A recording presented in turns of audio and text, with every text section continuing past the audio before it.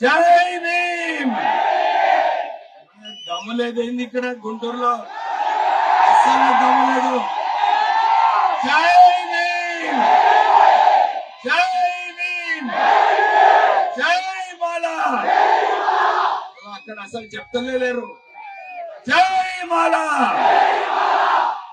దమ్ము పౌరుషం ఉన్నది మాల వాళ్ళు. చూపియాలి మన దమ్ము ధైర్యం చూపియాలా లేదా? జై భీమ్, జై భీమ్లు చెప్తూ మొదలు దేవి ప్రసాద్ గారికి, వారి జేఏసీకి, వీరందరికీ కూడా అభినందనలు చెప్పాలి. ఇంత పెద్ద మీటింగ్ ఇక్కడ గుంటూరులో మాలల ఐక్యత, మాలల దమ్ము ధైర్యం చూపించే మీటింగ్ మీరు పెట్టుకున్నందుకు మీకు నిజంగానే కృతజ్ఞతలు, అభినందనలు. ఎందుకంటే చాలా చోట్ల చెప్తున్నారు మాలలు ఇంట్లో కూర్చుంటారు, బయటికి రారు, సమయం వచ్చినప్పుడు రావాలి.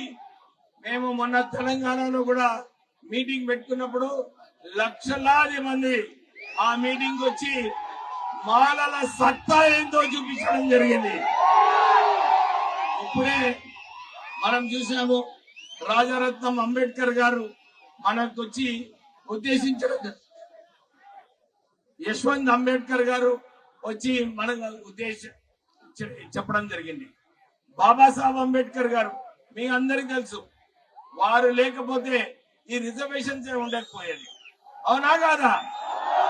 బాబాసాహెబ్ అంబేద్కర్ గారు అప్పుడు మనకు దళితులకు రిజర్వేషన్స్ కావాలంటే అప్పుడు మాలా మాదిగలను ఎప్పుడు ఆలోచించలేదు. వారు కుటుంబ సభ్యులను ఎప్పుడు కూడా సమయం ఇవ్వకుండా త్యాగం చేసుకుంటూ దళితులను ఎప్పుడు కూడా కాపాడుతూ ఉండేవారు బాబాసాహెబ్ అంబేద్కర్ గారు. చాలా సార్లు పార్లమెంట్ లో నుంచి వాకౌట్ చేశారు దళితుల గురించి. బాబాసాహెబ్ అంబేద్కర్ గారు ఏకైక లక్ష్యము దళితులను ఎట్లా కాపాడుకోవాలని చెప్పి. అప్పుడు మాలమాదిగారు లేకుండే, కానీ వారు మన దళితులకు ఏదైతే 3000 సంవత్సరాలలో కుల వివక్ష అయిందో దాని వ్యతిరేకంగా వారు రిజర్వేషన్ తీసుకొచ్చి మన దళితులకు కాపాడడం జరిగింది. కానీ మనం చూస్తున్నాము రిజర్వేషన్స్ వచ్చిన తర్వాత ఈ అగ్రకులాలు ఈ చిచ్చులు పెట్టాలి. ఈ ఆర్టికల్ 341 ఏదైతే మొన్న సుప్రీంకోర్టు నిర్ణయం ఇచ్చిందో అది చాలా తప్పు నిర్ణయం. ఎందుకంటే బాబాసాహెబ్ అంబేద్కర్ గారు అప్పుడే చెప్పినారు ఆర్టికల్ 341 లో దళితులు ఎప్పుడు కూడా హోమోజినస్ గ్రూప్ అని చెప్పి, ఎప్పుడు కుల వివక్ష ఉన్నందువలన ఇది హోమోజినస్ గ్రూప్ అని చెప్పి బాబాసాహెబ్ అంబేద్కర్ గారు చెప్పారు. కానీ మనం ఈ సుప్రీంకోర్టు జడ్జెస్ ఎవరికైతే వారికి ఎప్పుడు కుల వివక్ష ఉందో వాళ్ళేమో ఇది హోమోజినస్ లేదు, ఇది హెట్రోజినస్ అని చెప్పి ఈ దళితులలో చిచ్చు పెట్టడానికి ఈ నిర్ణయం తీసుకోవడం జరిగింది. మేమందరం కూడా దీన్ని వ్యతిరేకిస్తున్నాము. కొట్లాడదాం మనం అందరం కలిసి. ఎందుకంటే ఒక్కసారి హోమోజినస్ పోయింది అనుకుంటే రిజర్వేషన్ పోతుంది. మనం ఇది గమనించాలి. ఇది కేవలము మన దళితుల మీద కుట్ర. ఈ కుట్రని మనము తిప్పి కొట్టే వరకు మనం అందరం కలిసి ఉండి కొట్లాడాలని చెప్పి మీ అందరికీ కూడా మేము కోరుతున్నాము. మీరందరూ ఒక విషయం గమనించాలి. ఈ జడ్జిమెంట్ ఏదైతే వచ్చిందో కేవలము కొందరికి అనుకూలంగా రావడం జరిగింది. దీన్ని వ్యతిరేకించాలంటే కేవలం ఒకటే ఒక అస్త్రం, అది మన దమ్ము ధైర్యం మనం చూపించుకోవాలి. పొలిటికలీ కొట్లాడాలి, లేకుంటే వీళ్ళు కోర్టుకు వెళ్ళి, ఎందుకంటే కోర్టులో అందరు అగ్రకులాలు ఉన్నారు, వారు జడ్జిమెంట్ ఏదైతే ఉందో మన దళితులకు రిజర్వేషన్ తీసేయాలని చెప్పి ఈ కుట్రతోనే మనకు అన్ని జడ్జిమెంట్ రావడం జరుగుతుంది.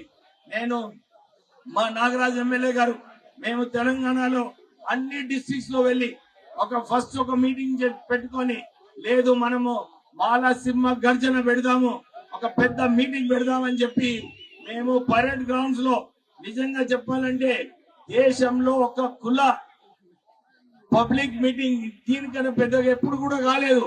అది పరేడ్ గ్రౌండ్స్ లో మాలల సత్తా ఏంటో మనం చూపించడం. అందరూ కూడా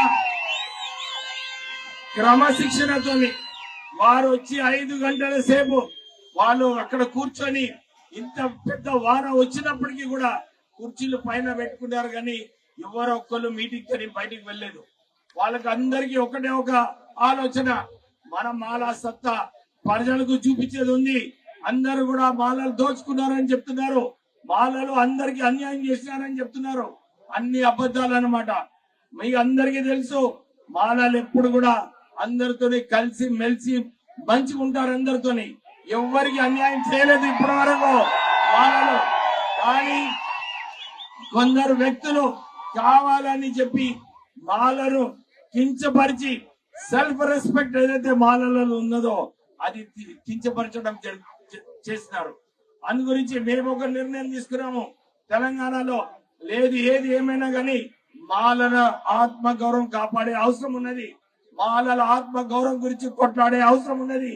ఏది ఏమైనా గాని ఎవరు ఏమైనా గాని వారి వ్యతిరేకంగా మేము కొట్లాడతామని చెప్పి ఇంత పెద్ద ఎత్తున అందరు కూడా మాలలు వారి వారి సొంత ఖర్చులతోని ఆ హైదరాబాద్ మీటింగ్ కి రావడం జరిగింది. అన్ని కులాల వారు కూడా ఆ మీటింగ్ చూసిన తర్వాత ఇదే చెప్పినారు, అరే సార్ ఇంత మంచి మీటింగ్ మీరు చేసుకున్నారు, నిజంగానే ఆ క్రమశిక్షణతోని ఏదైతే ప్రజలు వచ్చి ఆ మీటింగ్ అటెండ్ చేస్తున్నారో నాకు చాలా సంతోషంగా ఉందని చెప్పి వాళ్ళందరూ కూడా చెప్పడం జరిగింది. వారికి అప్పుడు అర్థమైంది మాలలు ఎప్పుడు ఎవరిని దోచుకోలేదు. ఇన్ని బ్యాక్లాగ్స్ ఉన్నాయంటే మొన్ననే ఒక పిలుపు వచ్చింది, పార్లమెంట్ లో ధర్నా చేయాలి, బ్యాక్లాగ్ పోస్టులన్నీ కూడా మనము దాన్ని నింపాలని. అంటే బ్యాక్లాగ్ పోస్టులు ఉన్నప్పుడు మాలలు ఎక్కడ ఎవరికి అన్యాయం చేస్తున్నారు, ఎవరు పోస్టులు తీసుకున్నారు? నిజంగానే ఇదేదైతే తప్పుడు ప్రచారం జరుగుతుందో దాన్ని తిప్పికొట్టే అవసరం ఉన్నది మనందరికీ. మేము అప్పుడు కూడా ఇప్పుడు మొన్న కొందరు వచ్చి బాబాసాహెబ్ అంబేద్కర్ ని వారు తప్పుడు మాటలు మాట్లాడడం జరిగింది. నిజంగానే మాలలు ఎవ్వరు కూడా రియాక్ట్ కాలేదు, ఎందుకంటే ముసుకేసుకొని ఇంట్లో కూర్చున్నారు. సమయం వచ్చింది, అందరికి కూడా బయటికి వచ్చే సమయం వచ్చిందా లేదా? వచ్చిందా లేదా? బాబాసాహెబ్ అంబేద్కర్ ని ఎవరైనా ఏదన్నా తప్పుడు మాటలు మాట్లాడితే ఊరుకునేది ఉన్నదా లేదా?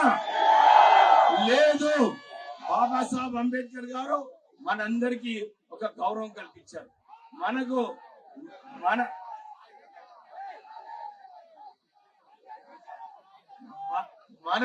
బాబాసాహెబ్ అంబేద్కర్ లెగసీ ఏదైతే ఉందో ఇన్ని సంవత్సరాలు వారి కుటుంబ పిల్లలు చనిపోయినప్పుడు కూడా మనం దళితుల గురించి ఆలోచించారు. వారి గురించి వారు ఎన్ని సంవత్సరాలు ఎన్ని గంటలు మనం దళితుల గురించి ఆలోచించి కాన్స్టిట్యూషన్ రాసినప్పుడు కూడా దళితులకు ఎట్లా న్యాయం చేయాలి, దళితులకు ఎట్లా కాపాడుకోవాలని చెప్పి వారు ఎంతో చక్కగా మనల్ని వాడు కాపాడుకుంటే కొందరు వ్యక్తులు వచ్చి బాబాసాహెబ్ అంబేద్కర్ ఏం చేస్తున్నాడని చెప్తున్నారు. మనము ఇలాంటి వ్యక్తుల వ్యతిరేకంగా డెఫినెట్లీ మనం కొట్లాడాలి, మనం అందరం ఐక్యంగా ఉండాలి. మేము మీతో ఉన్నామని చెప్పి చెప్పడానికి నాగరాజు గారు నేను ఇక్కడికి రావడం జరిగింది. నేను ఇవాళ ఒక సుప్రీం కోర్టు జడ్జి తో మాట్లాడాను. ఈ ఆర్టికల్ 341 వ్యతిరేకంగా ఎట్లా రివ్యూ పిటిషన్ పెట్టాలి, మనము కూడా ఒక పెద్ద అడ్వకేట్ ని ఎంగేజ్ చేసి ఈ జడ్జిమెంట్ ఏదైతే మన వ్యతిరేకంగా అనుకుంటున్నారో చాలా మందికి తెలియదు, వారిని తప్పుడు ప్రచారాలు చేస్తున్నారు. ఈ జడ్జిమెంట్ ఏదైతే ఉన్నదో కేవలం రిజర్వేషన్స్ మళ్ళా ఫ్యూచర్ లో పోవాలని చెప్పి ఈ క్రిమినల్ లేయర్ ఇంట్రడ్యూస్ చేయడం జరిగింది. 2 రిజర్వేషన్స్ తర్వాత రిజర్వేషన్స్ తీసేయమని చెప్పి సుప్రీంకోర్టు చెప్పింది. ఒప్పుకుంటామా తిరిగి మనము? ఏది ఏమైనా కానీ కుల వివక్ష ఎప్పుడు ఉంటుంది. ఒక రిజర్వేషన్స్ ఉన్నా 2 రిజర్వేషన్స్ ఉన్నా దాని తర్వాత కుల వివక్ష ఉంటుంది. దీని వ్యతిరేకంగా కొట్లాడేది అవసరం ఉంది. ఎకనామికలీ వీక్ రిజర్వేషన్స్ ఏదో ఇచ్చారో దాంట్లోనైతే క్రిమినల్ లేయర్ లేదు, కానీ షెడ్యూల్ కాస్ట్ కి క్రిమినల్ లేయర్ అని చెప్పి ఈ జడ్జ్మెంట్ ఇచ్చింది. ఏం న్యాయం ఉంది నిజంగా? ఈ సుప్రీం కోర్టు న్యాయవాదులు చంద్రచూడ్ వారి తండ్రి కూడా ఒక చీఫ్ జస్టిస్ ఉండే, వారి వలన ఈయన జడ్జి అయినాడు. కానీ మన గురించి ఏమో క్రిమినల్ లేయర్ గురించి మాట్లాడుతున్నాడు చంద్రచూడ్.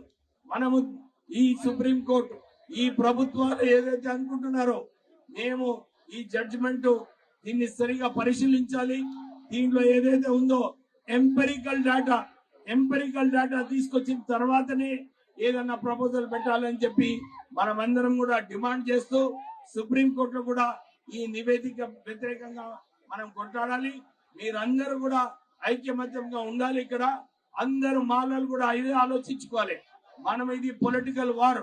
ఇంతకుముందు దేవి ప్రసాద్ గారు చెప్పారు, ఈ పోరాటం దీంతో కాదు, నిరంతరం పోరాటం చేయాలి.